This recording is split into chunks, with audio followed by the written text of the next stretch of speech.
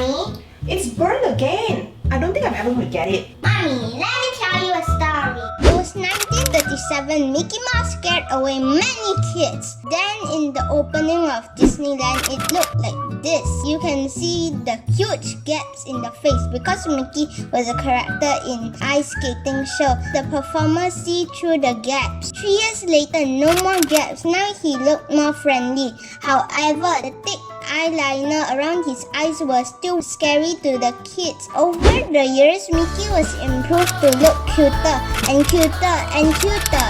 He was made shorter so that kids can hug it. His mouth can move to interact with children, and the children loved it. From this story, we learned that things can be improved over time. So, don't give up. Oh, thank you, Pakis, for the reminder. It's a great story.